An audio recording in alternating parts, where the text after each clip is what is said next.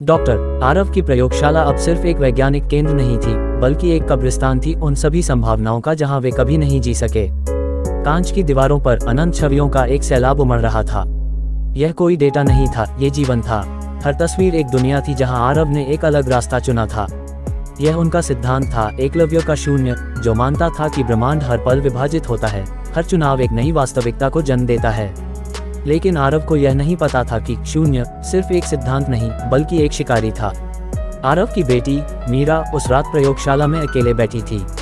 उसके चेहरे पर डर नहीं, बल्कि एक अजीब सी शांति थी। वह जानती थी कि उसके पिता की शून्य से बढ़ती निकटता उन्हें सिर्फ मानसिक रूप से ही नहीं, बल्कि शारीरिक रूप से भी कमजोर कर रही थी। उनकी त्वचा पर गहरे नीले निशान उभरने लगे थे, जैसे किसी अदृश्य दुनिया की परछाइयां उनकी हकीकत में घुस रही हों। मीरा, क्या तुम देख रही हो? आरव की आवाज उनके कम्युनिकेशन सिस्टम पर गूंजी, जो अब उनके जीवन का एकमात्र साधन था। यह एक ऐसा आयाम है जहां तुम्हारी माँ जीवित है, जहां रीना जीवित है। मीरा ने स्क्रीन पर देखा। उसकी माँ रीना हंस रही थी, लेकिन मीरा ने एक भयावह डिटेल देखी। रीना की आंखें आरव की तरफ नहीं देख रही थीं। वे सीधे मीरा की तरफ देख रही थीं, जैसे शून्य के पार से। मीरा को लगा कि उसकी माँ नहीं, बल्कि उसकी परछाई उसे घूर रही है। पापा, ये सही नहीं है, मीरा ने फुसफुसाया। आप उस दुनिया में बहुत गहरे चले गए हैं। मैं उस दुनिया में नहीं हूँ मीरा, मैं सब जगह हूँ। आरव का शरीर अचानक हिलने लगा। उसके शरीर पर नीले निशान तेजी से फैल रहे थे। अचानक उसकी आवाज में एक और आवाज जुड़ गई, एक भयानक गूंजती हुई आवाज। हमारा, तुम्हारा, तुम्हारा, हमारा। मीरा को एहसास हुआ, शून्य सिर्फ संभावनाओं का भंडार नहीं था, यह एक जीवित इकाई थी, एक परजीवी।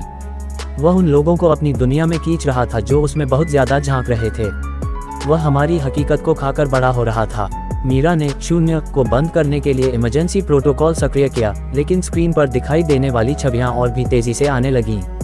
आरव की आवाज ने एक दर्दनाक चीख में बदलना शुरू कर दिया। मीरा, मुझे अंदर खींच रहे हैं। मीरा ने देखा कि आरव का शरीर धुंधला होने लगा था।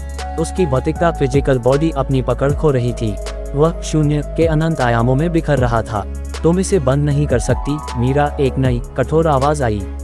यह आवाज आरव की नहीं थी, ये शून्य की थी, जिसने आरव के शरीर को अपने नियंत्रण में ले लिया था। तुम्हारे पिता हमारे साथ आ चुके हैं और अब तुम्हारी बारी है। स्क्रीन पर एक और तस्वीर उभरी। यह मीरा की थी, लेकिन यह एक पुरानी मीरा थी, जिसकी आंखें सूजी हुई थीं और उसके चेहरे पर उदासी थी। ये वह मीरा थी जिसने अपने पिता को हमेशा के लिए खो दिया था। ये वह संभावना थी, वह हकीकत जो अब उसकी सबसे बड़ी दुश्मन बन चुकी थी।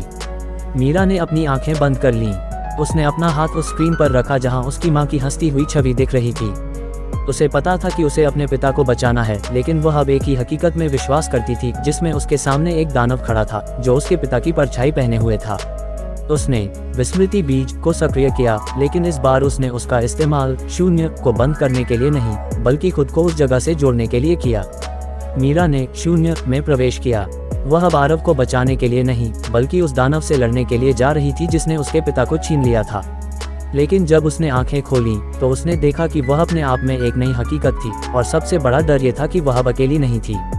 उसके साथ उसकी परछाई भी थी, जो मुस्कुरा रही थी, ठीक उसी तरह जैसे उसकी माँ की परछाई मुस्कुरा रही थी। एकलव्य का शून्य अब मीरा का घर था, और वह अपनी हकीकत को बचाने के लिए नहीं, बल्कि उसमें जीवित रहने के लिए संघर्ष कर रही थी।